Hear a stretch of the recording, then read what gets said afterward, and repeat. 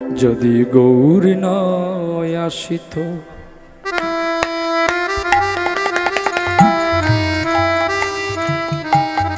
কেমনে হইত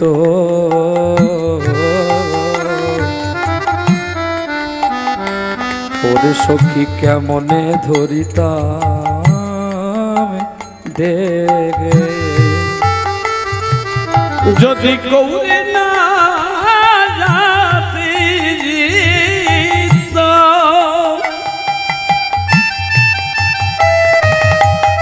বাহ বল কেমনে খজিত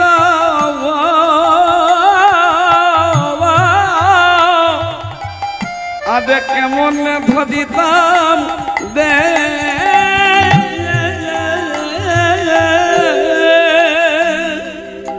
বলো শিরাধার মহিমা প্রেম রস সীমা বল শ্রী রাধার মহিমা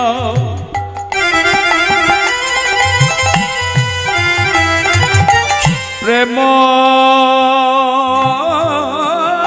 রস সীমা বল জগতে জানা তো কে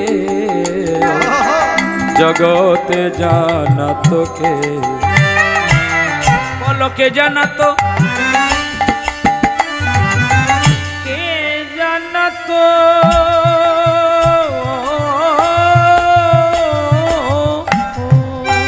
বলো বলো কে জানা তো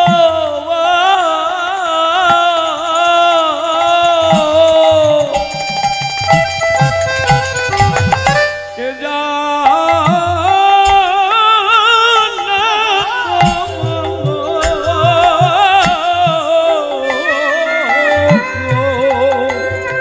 যদি নদী আই গৌ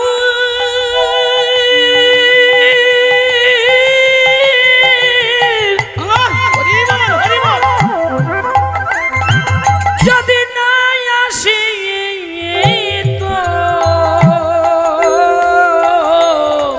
বলো কে জানা তো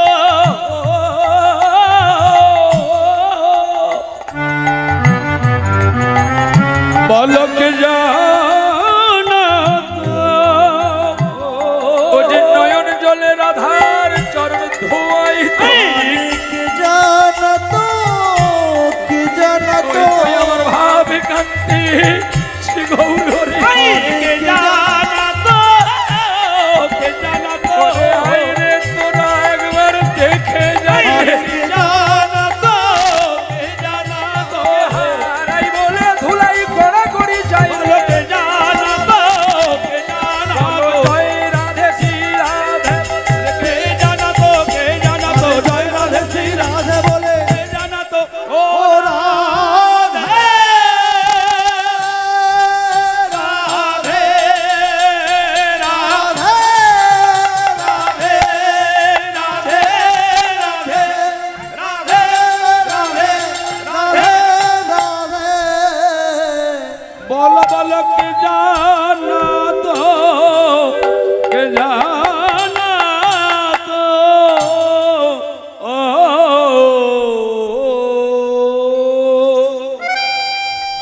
রাধারানী যে প্রেমময়ী রাধারানী যে গুণময়ী রাধারানী যে চিত্তময়ী গুণাতীতময়ী বিশ্ব প্রসবিনীময় এমন একজন মহান মানুষ খুঁজে পাওয়া বড় দুর্লভ সতী নারী পাওয়া যাবে কিন্তু রাধার মতো একটা কন্যা পাওয়া বড় দুর্লভ হয়ে যাবে সারা বিশ্বে খুঁজলেও পাওয়া যাবে না বলে কেন গোবিন্দ নিজেই প্রশ্ন করছে শ্রীরামকে আমার রাধারানীকে দেখতে কেমন বলতো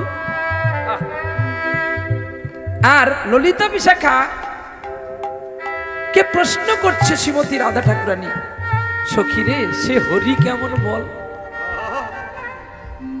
এই যে ভাবগুলো দেখেছেন তো কীর্তন হচ্ছে ভাব রস দুটোকে দেখতে, কয়েকটি বস্তুকে দেখতে একই রকম। যেমন আপনারা যদি কেউ সেলুনে যান দাড়ি চুল কাটার জন্য, ওখানে একটা সাদা রঙের জিনিস থাকে না, দাড়ি কাটার পরে সেই পাথরটা গালে বুলিয়ে দেয়, কি গো সেটা? ফটকিরি, তাই না? ফটকিরি শরবত হয় না? ফটকি শরবত করে খাবেন, শরীর ভালো থাকে।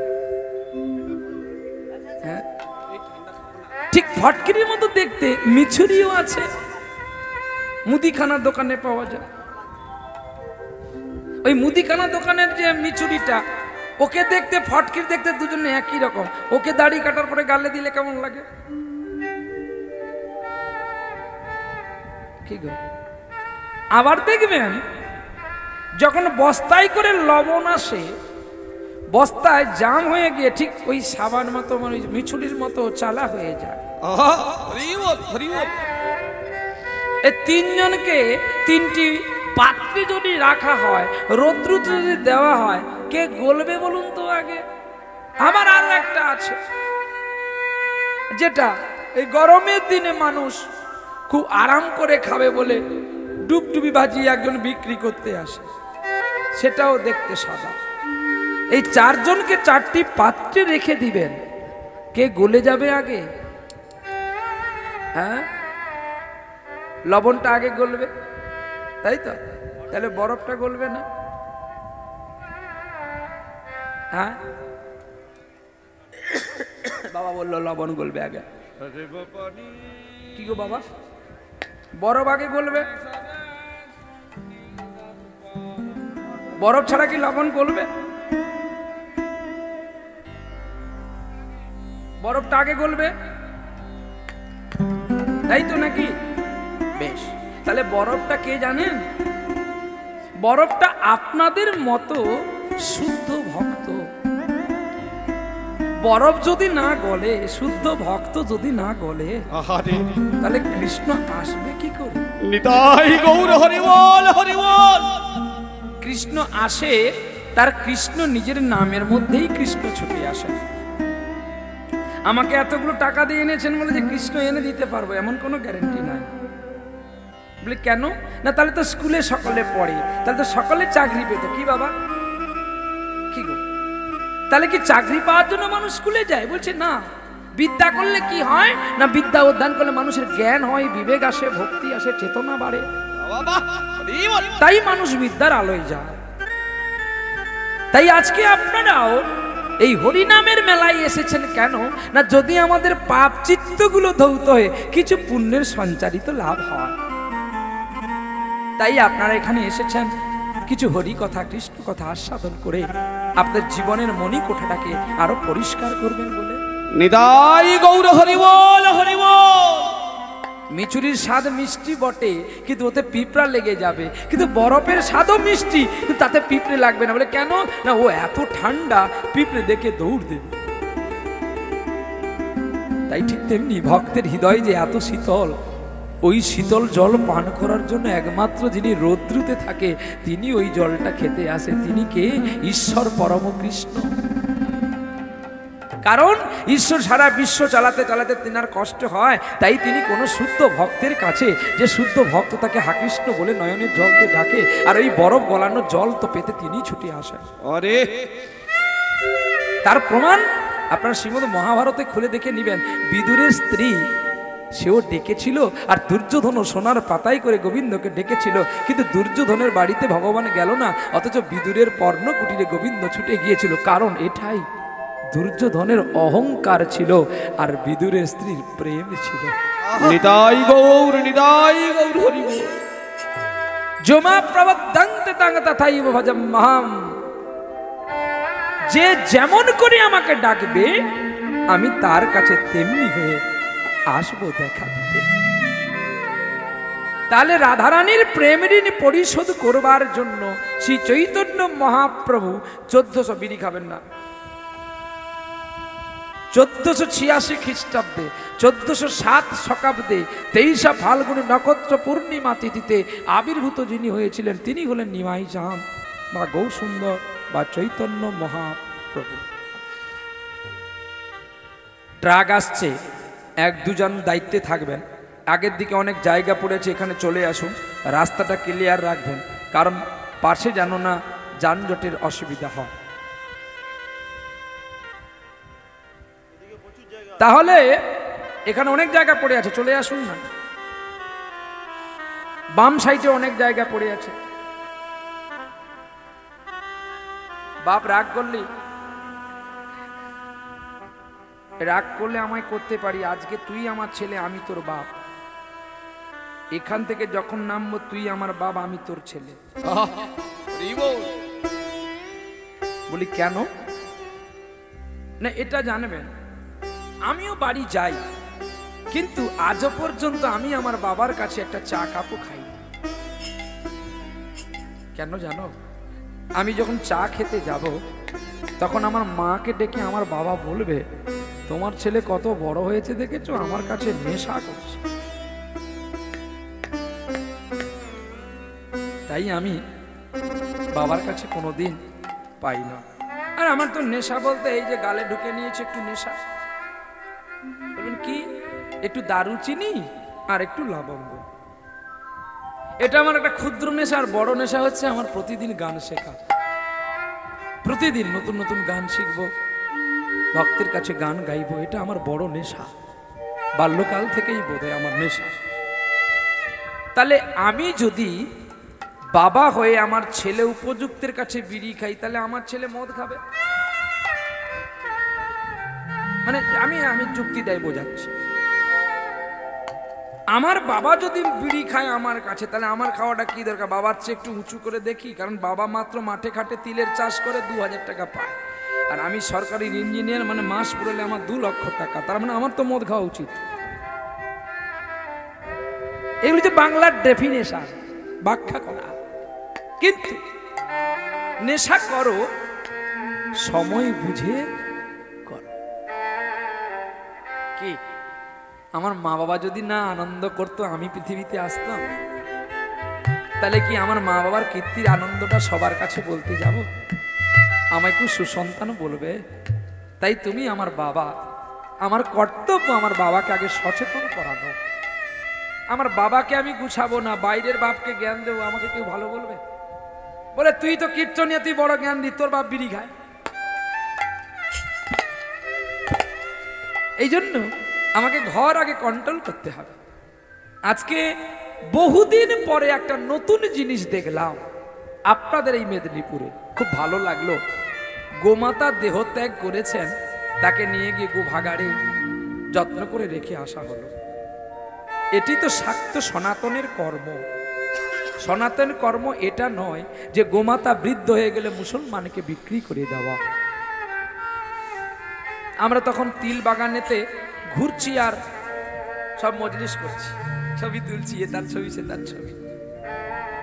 কারণ আমরা তো শহরের ছেলে, আলোর ছেলে, এত সুন্দর জিনিস তো দেখতে পাইনি গ্রামাঞ্চল।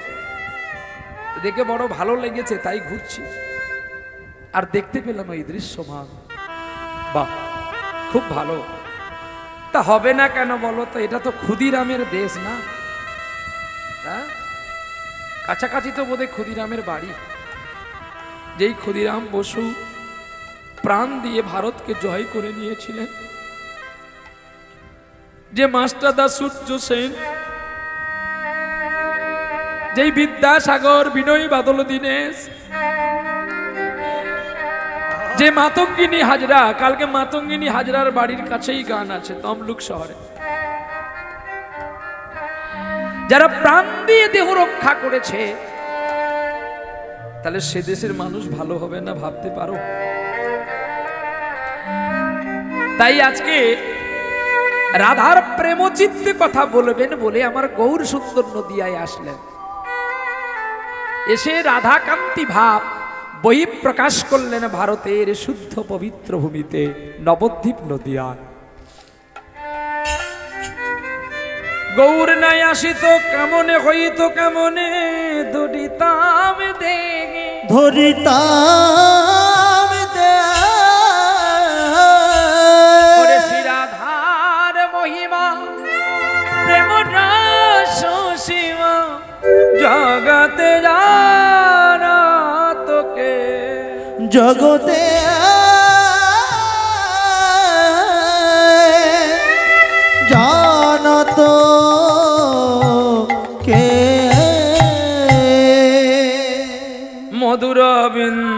বিপিন মাধুরী প্রবেশ চাতুরী আর মধুর বৃন্দা বিপিন মাধুরী প্রবেশ চাতুরী ওই বড় যুবতী পাবের ভকতি সকতি গইত আরে বড় যুবতী পাবের ভকতি সকতি হই ওরে গাও গাও পুন শ্রী গৌরাঙ্গের গুণ গাও গাও ও না গৌরাঙ্গের গুণ গাও গাও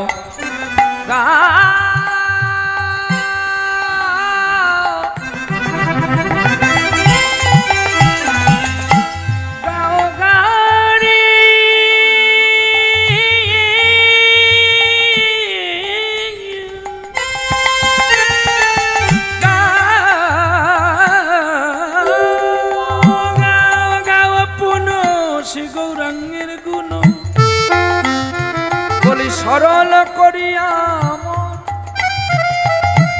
এ ভব সংসারে এমন দয়া আর দেখি নাই একজন আর হবে না আর হবে না আর হবে না আর হবে না ওরে গৌরচাঁদের মতো প্রেমের ঠাক আর হবে না আর হবে ওরে নিতাই চাঁদের মতো দয়াল হরি আর হবে না আর হবে ও যে মারে কেউ হরির নামে ভুলে না আর হবে না আর হবে না জাতির বিচারে কবু করে না হরি আর হবে না আর হবে না হরি আর হবে না আর হবে না গৌরচাঁদের মতো এমন দয়া আর হবে না আর হবে না আর হবে না আর হবে না পদকর্তা এক পাশে দাঁড়িয়ে বলছে যে গোবিন্দের নাম যদি গাইবি মনটাকে সরল কর শুদ্ধ কর তাহলে এই পৃথিবীতে সরলকে ছোট ছোট সরল হলো বৃক্ষ বলে না বৃক্ষেরও ভাগ আছে তাহলে সরলকে নদী বলে নদীরও ভাগ আছে তাহলে সরলকে মানুষ বলে মানুষ তো সবচেয়ে বেশি সোজা কেন বলে আগার করে সে আর এক নিতাই গৌর হরি বল হরি বল নামের মালা জপ করি লোকের ঘর চুরি করি নিতাই গৌর হরি বল লোকের ঘর চুরি করি মানে ব্যাপারটা কি মানে কলহ লাগিয়ে দিলাম আমি বড় বাবাজি যে ওর ঘর থেকে ভালো মন্দ নিয়ে আমি খেলাম আর ওরা না খেয়ে মরছে এমন দেখা যায় অনেকেই দেখা যায় এটা জানবেন না যে আমি বড় কাঠির মালা পরেছি বলে আমি বড় ভক্ত আর আপনার ছোট কাঠির মালা পরেছেন বলে আপনার ছোট ভক্ত এটা নয় আগামী দিন একাদশী ভাববেন যে 4টা একাদশী বড় আর এগুলো সব ছোট এটা সিদ্ধান্তে ভুল কেউ পারবে না করতে সেটা আলাদা প্রশ্ন তাই তার জন্য 4টে রাখা হয়েছে কিন্তু গাছের তুলসী পত্র যেমন ছোট বড় নেই তেমনি ভক্তের তেমনি ছোট বড় নেই আমি নবদ্বীপ থেকে এসেছি বলে বড় আপনারা মেদিনীপুরে বলে ছোট সিদ্ধান্ত ভুল সকালবেলা যারা কীর্তন গাইলেন তিনারা ছোট আমরা বড় ভুল বলে কেন তোমরা যে প্রাইভেট কার করে স্টাইলে আসলে মানে স্টাইলে আসেনি খোকা আমাদের রাস্তা যদি তোরা শুনি তোদের হৃদয় আর মাথায় জাগবে ব্যথা বলে কি করে না কোথায় ঝাড়খণ্ড কোথায় মেদিনীপুর 10 ঘন্টা গাড়ি চলার পরে এসেছে এই জায়গায় কিন্তু আমরা যদি রিক্সা নিয়ে চলতাম আসতে পারতাম বলো বা যদি মেশিন ভ্যান করতাম বা যদি আমরা টোটো করতাম কবার যে চার্জ দিতে হতো ঠিকানা নেই তাহলে কি আর হরিনাম হতো তাই আমাদের দৌড়ে যাওয়ার জন্য একটা স্পেশালিটি গাড়ির প্রয়োজন যে গাড়িটা দৌড়তে পারবে এটা স্টাইলের জন্য নয় আপনি জিজ্ঞাসা করে নেবেন কৃষ্ণ ভজন সেভাবে হয় কৃষ্ণ ভজন যারা করবি সরল চিত্ত মন যারা করবি আহারটাকে কমাবি আহার মানে খাওয়াকে কন্ট্রোল করতে जिसको आहार नहीं कंटल होते हैं उसका भगवान नहीं कंटल में आते हैं, ये सच्ची बात। ভগবানের যদি নাম গাইবি, দিনে একবার খাবি, রাত্রে একবার পাবি, তবে তো কৃষ্ণ তোর কাছে আসবে রে। লোভ লালসাটাকে দূর কর, তবে তো তাকে পাবি। লালসার মধ্যে যদি ডুবে থাকিস, ভেন্ডিকে যত শুকনো করে কাটো না কেন তার নালাটা শুকিয়ে যায় কি? পুঁই শাককে যত ধুয়ে শুকনো করে রোদ্রুতে কাটো না কেন তার নালাটা জন্দ হয়ে যায়। এচড়কে যত লেবু দিয়ে কাটো তার আঠা বন্ধ হয় কি? ঠিক তেমনি কৃষ্ণ ভক্ত হতে গেলে তার লক্ষ্য থাকবে একদিকেই, তুমি আমার আর আমি তোমার। এ জন্মে নাই বা পেলাম, কোন জন্মে তো পাবো, তাই তোমার জন্য আজ আমি ভিখারি হয়েছি। তবে আমার একটা কথা প্রাণনা, যেন মরণকালে তোমার নামটা বদনে গাইতে পারি। হরি বল, হরি বল। তাই সরল শুদ্ধ মন না করলে যে ঈশ্বরকে পাওয়া যায় না। এই পদটি যিনি করেছিলেন, একজনের নাম বাসুদেব ঘোষ আর একজনের নাম হচ্ছে নরহরি দাস ঠাকুর। বর্ধমানের শিখণ্ড পাটে মুকুন্দ কবিরাজের ছোট কাকা, যার নাম নরহরি ঠাকুর, তিনি এই পদটি লিখেছিলেন। তাহলে পদের বিলাস করে ছোট্ট করে গৌরচন্দ্রিকা করলাম, কারণ আপনারা সময়টা অনেক লেট করে দিয়েছেন। আমাদের প্রতিদিন গাইতে হয়। আপনার যত তাড়াতাড়ি তুলবেন তত বেশি খাবেন। লেট করে তুলেছেন আমার দায়ী নেই, আমি কিন্তু টাইম কেটে দেব, এটা আমার কাজ, আমাকে বাঁচতে হবে না।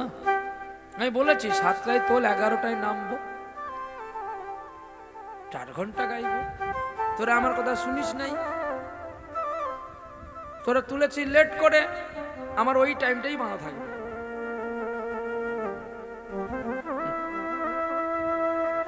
কারণ কাশ্মীরি আপেল কখনো বুড়ো হয়ে গেলে তার স্বাদ পাল্টায় না, স্বাদ তার একই থাকে।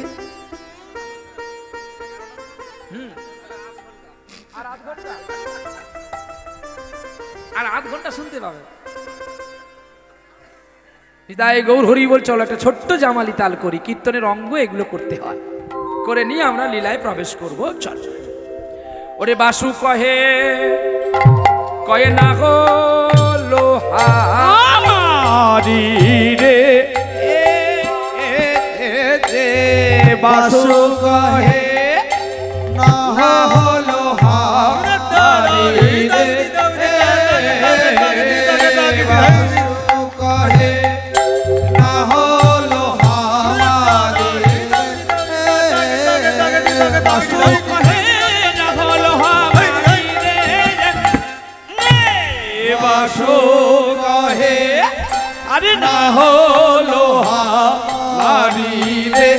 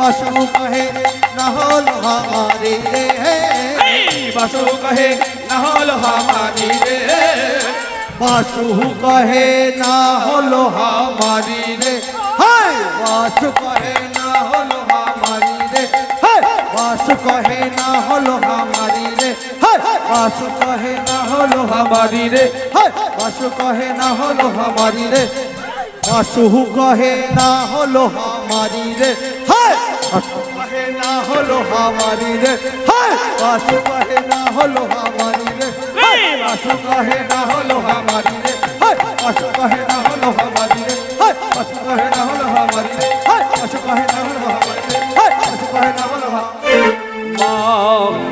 री रे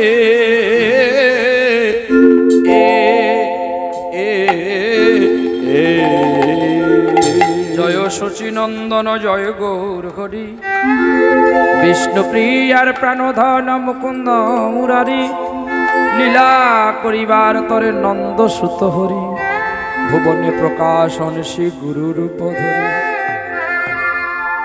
চলো, আজকের যিনারাই আয়োজন করেছেন তিনারা আজকে ফাঁসির মঞ্চে ভগবান শুনবেন সাধনার চরিত্র কথা। আপনাদের বাড়ির কাছেই ঘটেছিল লীলাটি। বিষ্ণুপুর বাঁকুড়া শিলাবতী নদীর কাছে দুটি গ্রাম, নদীর ওপারে আছে শ্রীরামপুর আর এপারে আছে রামনগর। এই দুটি গ্রামেরই কথা। চলো আমরা সেই লীলায় আস্বাদন করি। আজকে আমাদের সেই লীলা আস্বাদন করা আমাদের দরকার। তবে লীলা আস্বাদন করলে কি পাবো তা জানি না, তবে হ্যাঁ, চেতনাটা ফিরবে যে একটা মেয়ে যদি ভগবানকে পায়, আমরা কেন পাচ্ছি না বলতে পারো। এর জন্য দায়ী তো আমরা নিজেরাই।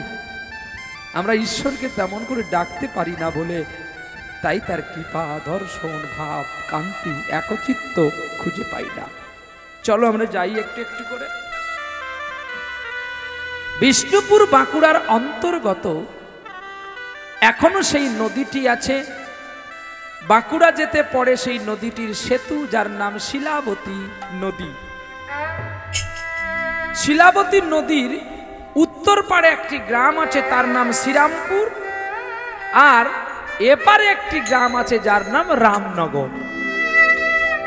এই রামনগর আর শ্রীরামপুরের ঠিক মাঝখানে একটি নদী যার নাম শিলাবতী। তাই রামনগরে একজন ব্যক্তি ছিল, নাম তার ধীরেন। নাম ধীরেন জেলে, মাছ ধরতো, জেলে মানুষ তো মাছ ধরতো। তাদের সন্তান সন্ততি ছিল না। ওই রামনগরের শেষ প্রান্তে এক জমিদারের একটা কন্যাকে ছেড়ে তার স্বামী স্ত্রী দুজনে মারা গিয়েছিল। আর সেই কন্যাকে নিয়ে এসে প্রতিপালিত করলেন ধীরেন আর তার স্ত্রী। নাম রাখছিলেন সাধনা। মেয়েটার নাম সাধনা। সাধনা এখন বাবার কোলে একটু একটু করে বড় হতে শুরু করেছে। যখন সাধনার বয়স 9 বছর হয় তখন সাধনার মাতৃবিয়োগ ঘটে। হঠাৎ করেই বাবা মাছ ধরতে গেছে, মায়ের বুকের যন্ত্রণা, আর মাতৃ বুকের যন্ত্রণাতে ছটফট করছে। হেন কালে সাধনা ডাকতে গেলেন বাবাকে, তার মায়ের শরীর খারাপ করছে বলে। যখন বাবাকে ডেকে নিয়ে বাড়ি এসে দেখে সাধনার মার বেঁচে থাকে। সাধনার বাবা সাধনার মায়ের গলাটা জড়িয়ে ধরে বলছে,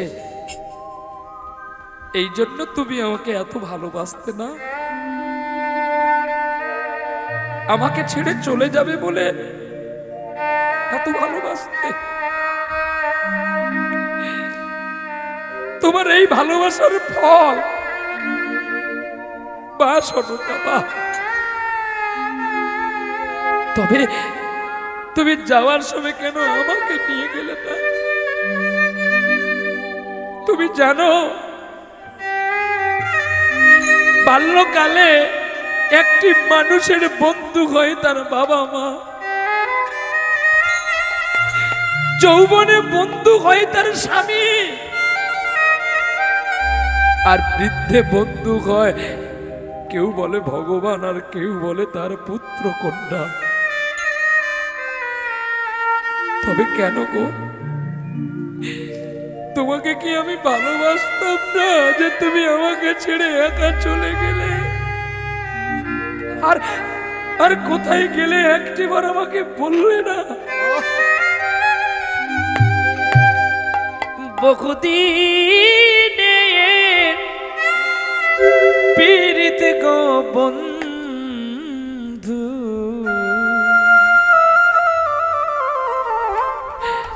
একই দিনে বেগো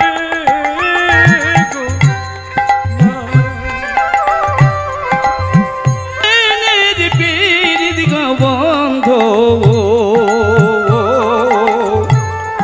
একই দিনে ভেঙো না, একই দিনে ভেঙো না গো বন্ধু, একই দিনে ভেঙো না। বহুদিনের পীড়িত গো বন্ধু, একই দিনে ভেঙো না। আমার মাতা মরলো, পিতা মরলো, প্রাণের ভাই ছাড়িয়া গেল, সঙ্গে নিল না। আমার মাতা মরল, পিতা মরল, প্রাণের ভাই ছাড়িয়া গেল, কিছুই রইল না। আমি কি দোষ দেব কারে গো, ও গো আমার কর্ম তো ভালো না। বহুদিনের পীড়িত গো বন্ধু, একই দিনে ভেঙো না। বহুদিনের পীড়িত গো বন্ধু, একই দিনে ভেঙো না। ভেঙো না গো,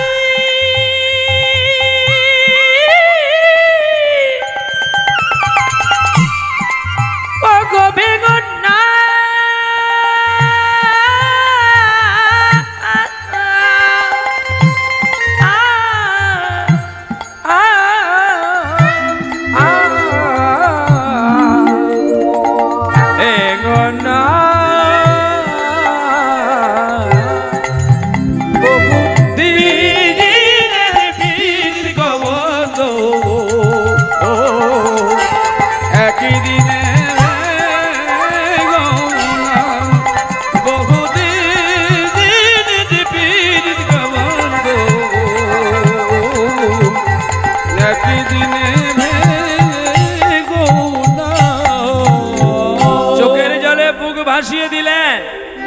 গ্রামের মানুষ ছুটে আসলো, ওরে ধীরেন রে, তুই সত্যি ভালো ছেলে, আসল তোর কপালটাই যে বড় মন্দ রে।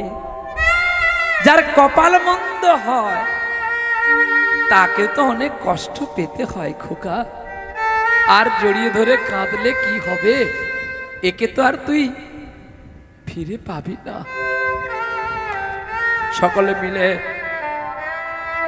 নিয়ে চললেন শ্মশান ঘাটে,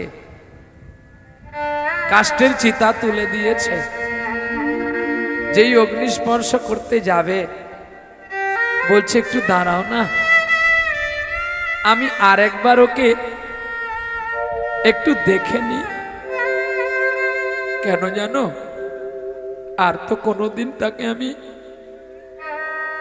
দেখতে পাবো না, সব তো শেষ হয়ে গেছে। সাধনা কাঁদছে মা মা বলে, সাধনাকে কোলে নিয়ে বাবা কাঁদছে। তুমি চলে গেলে যদি আমাকে নিয়ে যেতে, আমি তো দেহ পিঞ্জর খুলে রেখেছি, আমাকে নিয়ে চলো তুমি। যা রে যা রে উড়ে যা, যা রে যা রে উড়ে যা। পিঞ্জর খুলে দিয়েছি, যা কথা বলার সবই বলে দিয়েছি। যারে যারে উড়ে যা, যারে যারে উড়ে যা। পিঞ্জর খুলে দিয়েছি, আমি যা কথা বলার সবই বলে দিয়েছি। যারে যারে উড়ে যা, যারে যারে উড়ে যা। পিঞ্জর খুলে দিয়েছি, যা কথা বলার সবই বলে দিয়েছি। যারে যারে উড়ে যা, যারে যারে উড়ে যা। যারে যা নীল গগনে যাই, যারে যা নীল আকাশে যা। সোনার পাখি, সোনার পাখি লোয়ার খাঁচায় ধরে কি রাখা যায়। যারে যারে উড়ে যা, যারে যারে উড়ে যা। পিঞ্জর খুলে দিয়েছি, যা কথা বলার সবই বলে দিয়েছি। যারে যারে উড়ে যা, যারে যারে উড়ে যা। কতদিন থাকবি পাখি খাঁচার ভিতরে, একদিন খাঁচা ছেড়ে যাবি রে উড়ে। কতদিন থাকবি পাখি খাঁচার ভিতরে, একদিন খাঁচা ছেড়ে যাবি রে উড়ে। যারে যা নীল গগনে যায়, যারে যা নীল আকাশে যা। সোনার পাখি, সোনার পাখি লোয়ার খাঁচায় ধরে কি রাখা যায়। যারে যারে উড়ে যা, যারে যারে উড়ে যা।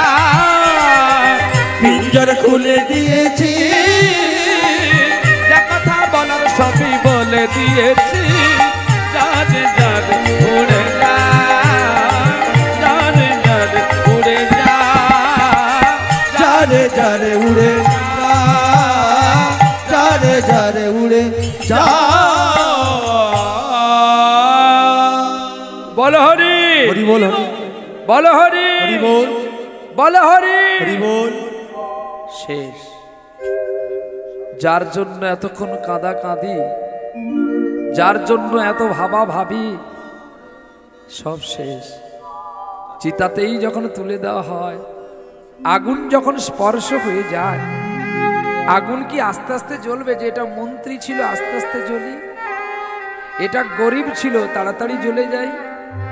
আগুন তার নিজের নিয়ন্ত্রণে চলে, আর তার পাকে যারা পড়ে, কি মন্ত্রী কি ফকির কি কোটাল কি ভিখারি, তার কাছে কোনো নাই, তার কাছে একটাই গতি, সমগতি।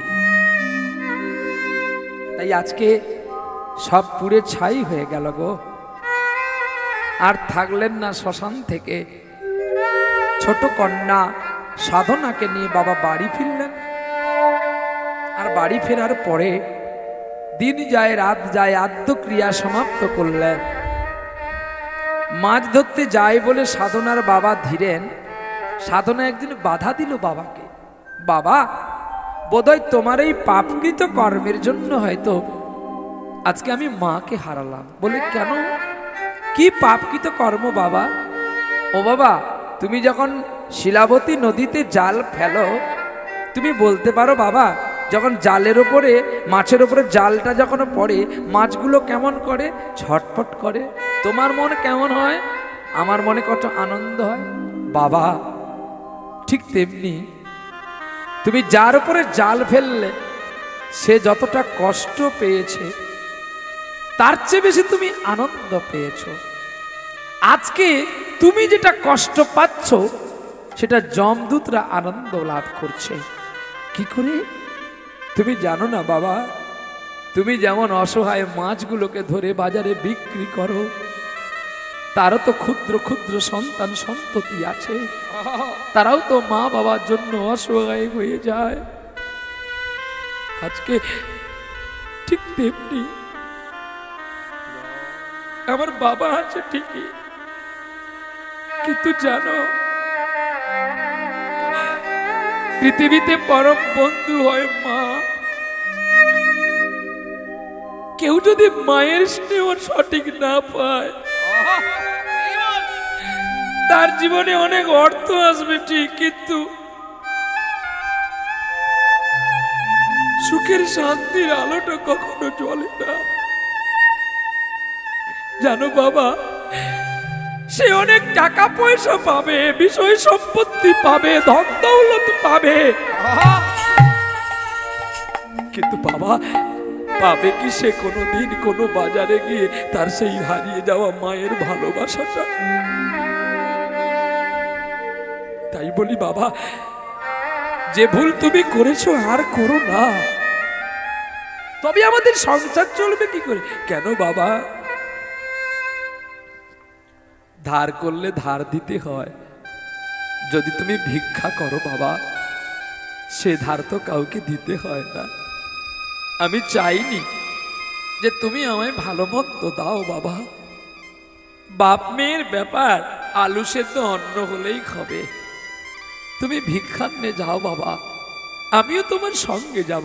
না রে মা, একই করে কয়, আমি তো আছি, ঠিক আছে। ধীরেন জাল দিয়ে মাছ ধরা বৃত্তিটাকে বন্ধ করে দিয়ে ভিক্ষা করতেন প্রতিনিয়ত। একদিন গ্রামের মানুষ চিন্তা করছে, ধীরেনকে বলছে, ওরে ধীরেন, তোর মেয়ে বড় হয়েছে, সুসময় যদি কন্যাকে বিবাহ না দাও তাহলে কন্যা যে একটা খারাপ লাইনে চলে যেতে পারে।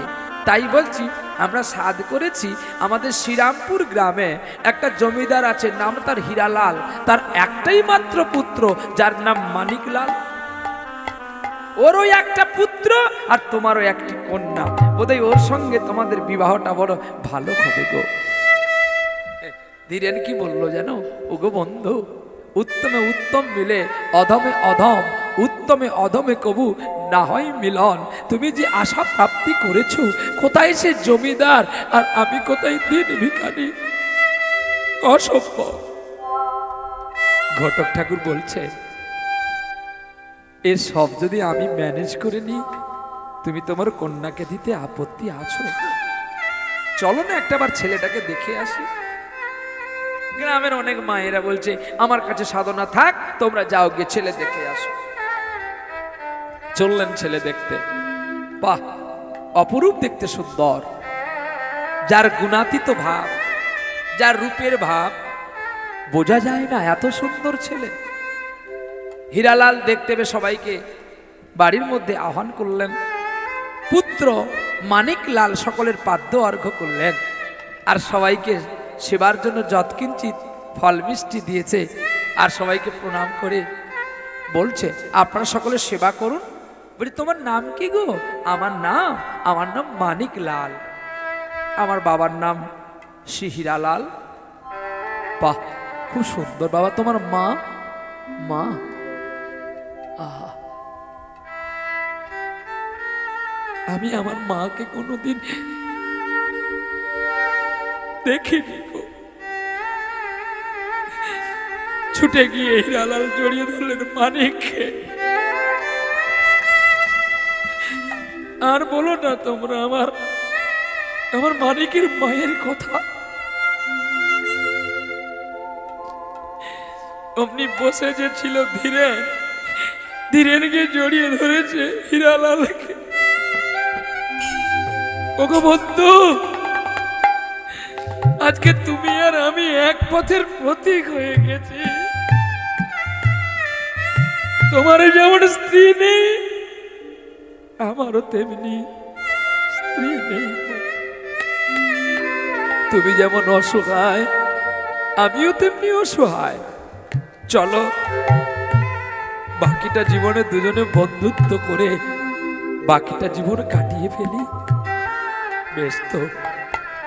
বলি হ্যাঁ গো মানিক চাঁদ, তুমি কি করো বাবা? আমি পড়াশোনা করি আর বাবার কাছে বসে বসে সঙ্গীত শিক্ষা করি। বাহ, হ্যাঁ রে খোকা, তুমি বাবা কি গান শিখেছো? আমাদের একটা শোনাও না। শুনবে? তবে শোনো বাবা। বিনয় ধরলো গান, গাইতে শুরু করেছে। তোমার ভুবনে ফুলের মেলা, আমি কাঁদি সাহারা, আমি কাঁদি সাহারা। ওগো তোমার ভুবনে ফুলের মেলা, আমি কাঁদি সাহারা, আমি কাঁদি সাহারা। ফুলের মতো ওগো কমলিকা, ফুলের মতো ওগো কমলিকা, ফুলের মতো ওগো কমলিকা, আজও কত অসহায়। তোমার ভুবনে ফুলের মেলা, আমি কাঁদি সাহারা, আমি কাঁদি সাহারা। উষ্ণ মরু অভিশাপি নয়েছে, আছি আজ অবসাদে কয়ে। উষ্ণ অভিশাপে নয়ে পড়িয়াছি আমি অবসাদ খুঁয়ে। ওগো কণ্ঠ আমার ভেঙে গেছে হায়, ভুল সুরে গানে ধরে।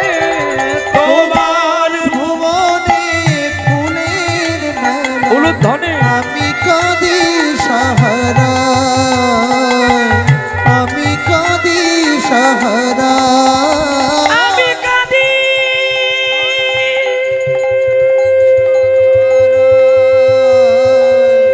আমি কাঁদি সাহারা,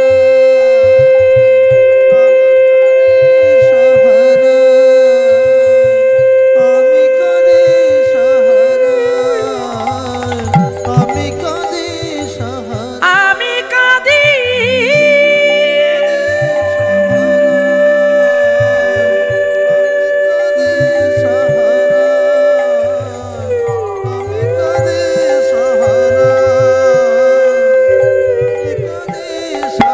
আমি কাঁদি কাঁদি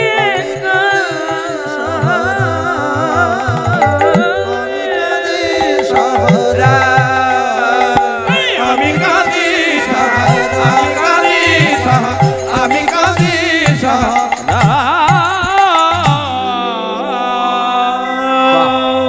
শোনা বাবা, জানি না আমার জীবন কতটা ধন্য হবে, জানি না আমার জীবন কতটা বহির্মুখ প্রকাশ পাবে, জানি না আমার চিত্ত হৃদয় মন প্রাণ কতটা সুশীতল হবে। আমার কন্যাও গান করে আর তুমিও গান করো।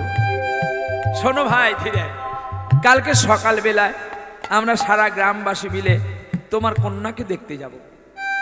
তুমি সকালবেলায় বেশি কিছু আয়োজন করবে না, সকলের জন্য লুচির ব্যবস্থা করবে আর আলুর একটা তরকারি করবে, যাকে আলুর দম বলা হয়। আর 5-7 রকমের মিষ্টির ব্যবস্থা করত। ধীরেন বলে, দাদা রে, যদি তুই একটু পায়খানা করে দিস তোর পায়খানাকে আমি প্রণাম করতাম। বলে কেন হঠাৎ করে কথা? বলে যে ভিখারি ভিক্ষা করে তাকে যদি তুমি বলো আমাকে সোনা দাও, সে কোথায় পাবে? আমার অনেকটা ভুল হয়েছে, এই জন্য আমি বলি না যে জোরদার জমিদারের বাড়িতে তুমি যেও না, তুমি যেমন সাপ তেমনি ফোনাটা ধরো। আমার ভুল করেছি, আমি এর জন্য মাছ ধরে ধরে তোমাকে দিয়ে আজকের ঋণ আমি তোমার পরিশোধ করে দেব ভাই। ছুটে গিয়ে ধীরেনকে জড়িয়ে ধরে বলছে, দেব একখানা কানের গড়ায় তোমাকে, তুমি দান করবে। যে দানটা তুমি করবে সেটা কোনো মানুষের পক্ষে সম্ভবতা বড় কঠিন। তুমি জানো, ছোটবেলা থেকে কাদার পুতুলটাকে গড়ে গড়ে গড়ে গড়ে বড় করে চোখ ফুটিয়ে আজকে তুমি আমার হাতে তুলে দেবে। তোমার ঘরের লক্ষ্মীকে আমি নিয়ে পালিয়ে আসব, বিনিময়ে তোমাকে আমার কিছু দেওয়া সাজেব। তুমি যাও, আজকে গরুর গাড়িতে করে সবাই যাবে তোমার বাড়িতে। কাল সারা গ্রাম লুচি তরকারি পাবে সকাল বেলায়, আর দুপুর বেলায় অন্ন পাবে। সব ব্যবস্থা আমি করছি। আর যদি আমার খোকা তোমার লক্ষ্মীকে পছন্দ হয়ে যায়, তাহলে তার প্যান্ডেলটা খুলবো না, ওই রাত্রেই আমি লগ্ন দেখে আমার খোকার সঙ্গে আমি বার আয়োজন করে ফেলবো। বাহ, চলে গেছে ধীরেন। পরের দিন সকাল বেলায় সকলে, একটা ছেলে তো ঘোড়ার পিঠে করে ছেলে চলছে মেয়ে দেখতে। বাহ বাহ বাহ, ঘোড়ার পিঠ থেকে নামলো, দেখলো তালপাতার পর্ণকুটির। হীরালালকে জিজ্ঞাসা করলেন, বাবা আমি রাজবাড়ির সন্তান, আর আমি তালপাতার কুটিরের কন্যাকে বিবাহ করব?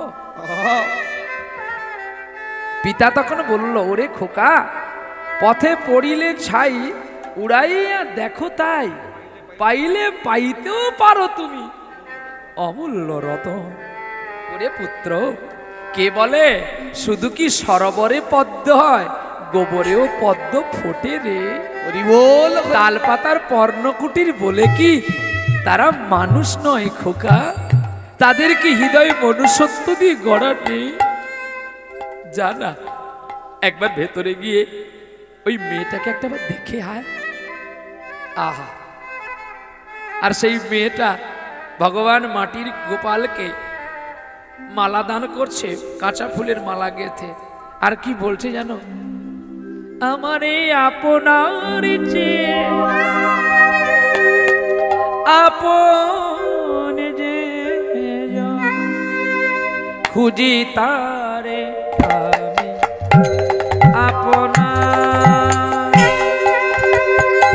আমার আপনার চেয়ে আপন যে জন, খুঁজি তারে আমি আপনার।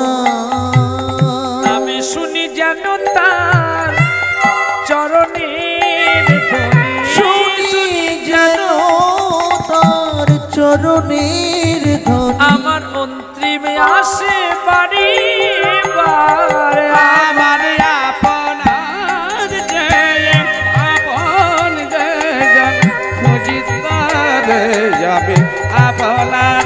আমার আপনার চেয়ে আপন যে জন, খুঁজি তারে আমি আপনার। আমার হৃদয়ে দূষিত পরাণে মনে চাই বধূ তোমার চরণে। আমার হৃদয়ে দূষিত পরাণে মনে চাই বধূ তোমার চরণে। আমার হৃদ মন কমল তলে রাধা বলে মনের সুখে একবার বেজে যাও। আমি শুনি যেন তার চরণের ধ্বনি, শুনি যেন তার চরণের ধ্বনি। আমার অন্তিমে আসে বাণী আপনার তাই গৌর হরি বল। আপন জীজন খুঁজি তারে আমি আপনার আমার আপনার আপন খুঁজি তারে আমি আপনার আমি খুঁজি তারে আমি আপনার আরে খুঁজি তারে আমি আপনার চোখের জলে বুক ভাসিয়ে গোবিন্দকে মাল্য দান করছে, আর পেছন দিক থেকে সেই রাজার ছেলে মানিক গিয়ে সাধনার দুটি চরণ জড়িয়ে ধরেছে গো। আহ, আর দুটি চরণ জড়িয়ে ধরলো কেন জানো? সাধনার ভক্তিটা দেখে নিল মানিক। আমি কি ভুল করলাম? তালপাতার পুটিরেও যে ভক্ত থাকে, বা চরণ দুটি দড়িয়ে ধরে সাধনাকে বলছে, আমি চিনতে তোমাকে ভুল করেছি সাধনা, তুমি পারলে আমাকে একটু ক্ষমা করে দাও। ভালো পোশাক পরলে যে ভদ্রলোক হয়, এটা সিদ্ধান্তে বড় ভুল।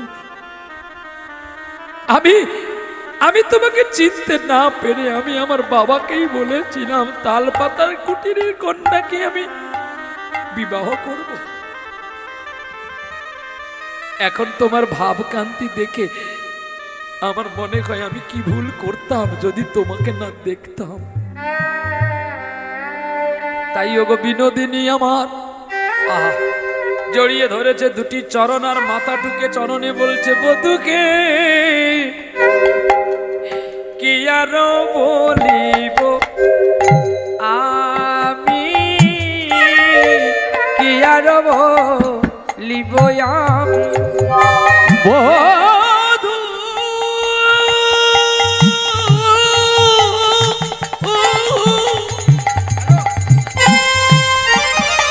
গোপন সজনী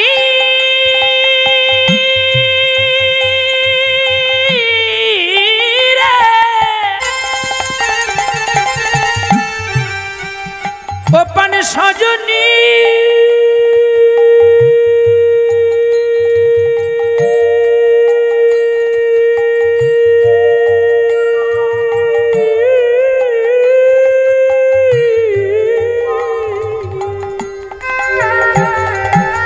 সজনী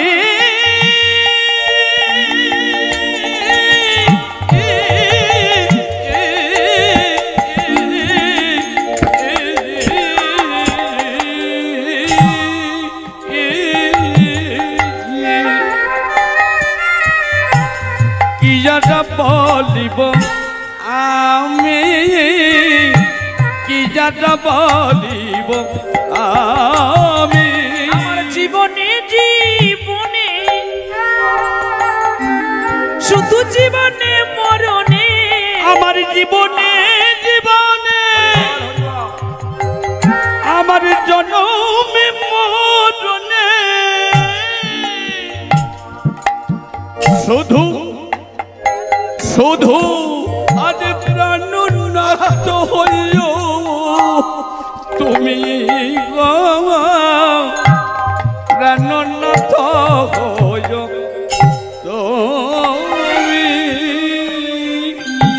তুমি একই করলে, একই করলে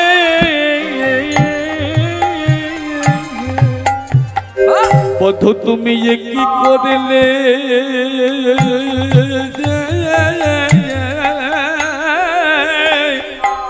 বধু তুমি যে কি করলে,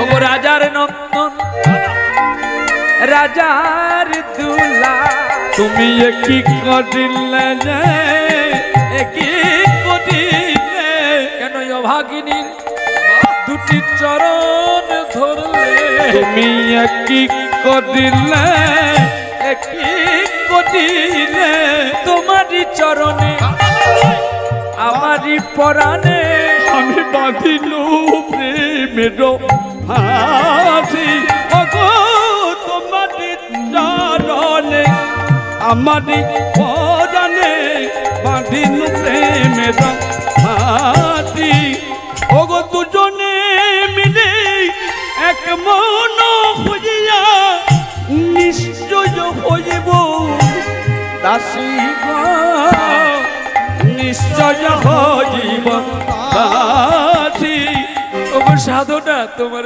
চরণ ছাড়াই আমায় করুন না গো। তুমি আমায় জড় তোমাকে পাওয়ার পরে আমার মাতৃ হারানো যন্ত্রণা আমি ভুলে গেলাম গো। আমায় চরণ ছাড়া করুণা গো। তোমার চরণে এত শীতলে আছে আমি যাকে জানি না গো। তুমি আমার চরণে ছাড়া করুণা গো। আমি ওই চরণে সব সপিলাম। আমার চরণ ছাড়া করোনা গো। আমি আমার দেহ দিলাম মন দিলাম। আমার চরণ ছাড়া করোনা। আমি সকল ইন্দ্রিয় তোমায় দিলাম। আমার চরণ ছাড়া করোনা। আমি আমার বলিতে না রাখিলাম। আমার চরণ ছাড়া করোনা। শুধু এ জন্মে নয় প্রতি জন্মে চরণ ছাড়া করোনা। ও গো বৃন্দাবন বিলাসিনী চরণ ছাড়া করোনা। ও গো বৃন্দাবন বিলাসিনী চরণ ছাড়া করোনা। ও রাধে রাধে রাধে রাধে রাধে রাধে রাধে রাধে রাধে। আমায় চরণ ছাড়া আমায় কোনো না গো গো।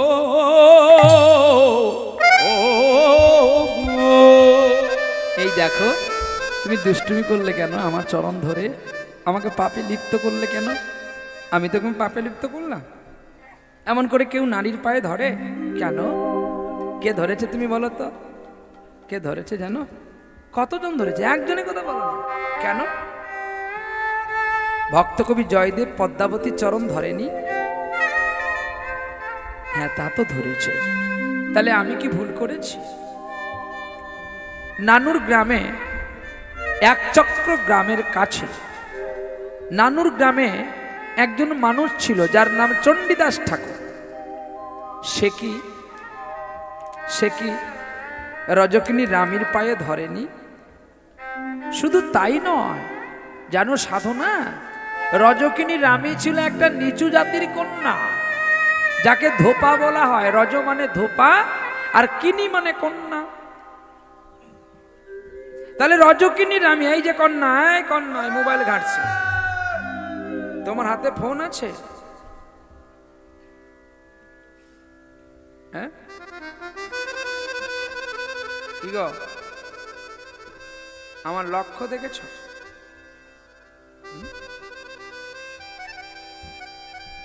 বলো তো তোমার ফোনের বাবার নাম কি? এই ফোনের জন্ম কোথায় হয়েছিল? আজকে সন্তান খারাপ হচ্ছে বাবা মার জন্য, পরিবেশ নষ্ট করছে বাবা মা। ছেলে মেয়ে বায়না ধরলো ফোন কিনে দিতে হবে, নালে নাকি মরে যাবে। মর গিয়া, কত মরবি, মর না। মরলে তো আবার জন্ম হবে, মরবি বলেই তো জন্ম নিয়েছিস। তাহলে আজকে ফোন কিনে দিলি, কালকে বলবি ওই ছেলেটাকে বিয়ে করব। 2 দিন লীলা খেলা করার পরে পালিয়ে আসবি বলে ওকে আমার ভালো লাগে না। এমনি করে বছরে 20টা পাল্টাবি, বাবা মা মেনে নিবি তো? এই জন্য বলা হয় সচ্চিদানন্দময় বিগ্রহের নাম গান শুনতে গেলে শুধু যে কীর্তনে কি আনলে, আপনারা বড় কীর্তনেকে টাকাগুলো দিলেন বলে যে আপনারা বড় মহান মানুষ হয়ে গেলে, সিদ্ধান্তটা ভুল। আপনারা যদি সঠিক করে বাবা মার সেবা না করেন তাহলে যত বড় কীর্তনী আনুন কেন আপনাদের কোনো লাভ হবে না, কীর্তনের মানি ব্যাগটা বড় হবে। নিতাই গৌর হরিব। কারণ আমার কথা শুনতে হয়তো আপনাদের প্রাণে বাঁচবে, কিন্তু বাস্তব সত্য কিনা দেখুন। আপনি যদি আপনার বাবা মার কথা না মানেন, তাহলে এই ছোট্ট কন্যা ছেলে আপনার কথা শুনবে কি করে? কতটুকু আমাদের বয়স? এই মোবাইল ফোনে জন্ম হয়েছিল কুরুক্ষেত্রের মাঠে, যার বাবার নাম গবলমুনি, আর গবলমুনির পুত্র হচ্ছে সঞ্জয়। অন্ধ ধৃতরাষ্ট্রের কাছে বসেছিল, বিজ্ঞান বিশেষ জ্ঞানের দ্বারায়, ওই নেটওয়ার্ক পাওয়ার থেকে, স্যাটেলাইট মেশিনের দ্বারায় একটা অত্যাধুনিক জিনিস আবিষ্কার করল, যার নাম মোবাইল। এই মোবাইলে 5 নম্বর আমরা জানি, এই যে মোবাইল আমরা ব্যবহার করি, ওর পাসকোড নম্বর জানি? কেউ জানি না। লিখে রাখো 16 32 64 12, যার সঙ্গে ফোন করলে আপনার ফোন অমর হতে পারে। প্রতিনিয়ত করেছিল ফোন কেরালার একটা ছেলে, যার নাম মাতাল বিল্ল ঠাকুর, নটিবেশা চিন্তামণি চরণ পদর আশ্রয় করে, যিনি পালিয়ে গিয়েছিলেন বৃন্দাবনের বুকে। শুধু যায়নি, এই দুটি নয়নকেও হারিয়েছিলেন। তবেই তো তিনি এই মোবাইল ফোনের সঙ্গে ভগবানের যোগাযোগ করতে পেরেছিলেন। ফোন রাখলে হবে না রে মা, ফোনটাকে ব্যবহার করা শিখতে হবে। 16 নাম আর 32টি অক্ষর, 64 মহান্ত, দ্বাদশ গোপাল, এটি ভগবানের পাসকোড নাম্বার। এই নাম্বারটা আমাদের প্রত্যেককে জেনে রাখা দরকার। তবে মেয়েটা খুব ভালো, নিজেকে লজ্জা পেয়েছে, মাথাটাকে লুকিয়ে বসে আছে। মা রে, আজকে তোকে দুটো বকে দিলাম, তোকে আমি বকিনি। তুই যদি আমার মেয়ে হোস, আমি যে আমাকেই বকতেছি। আমি কেমন যে আমার মেয়েটাকে মানুষ করতে পারলাম না। আজকে সমাজে তাকে আমি ছোট করলাম। ছোট তুই হোস রে, ছোট যে আমি হলাম।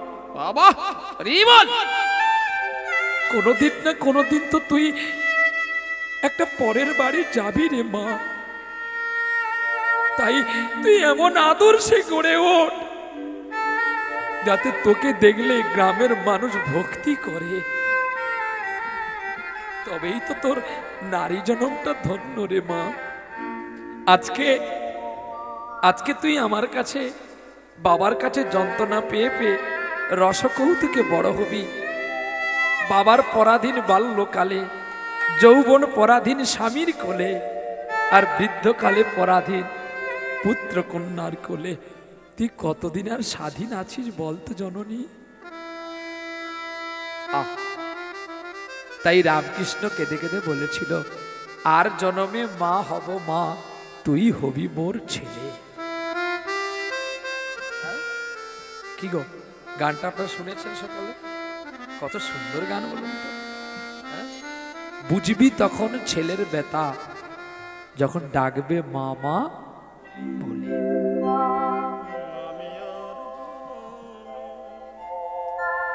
ভগবান চিত্তে শুদ্ধ করে। তাই তুই একদিন আজকে কন্যা আছিস, একদিন মা হবি, সেদিন বুঝতে পারবি তোর এই বুড়ো ছেলেটা আর সেদিন বেঁচে থাকবে না।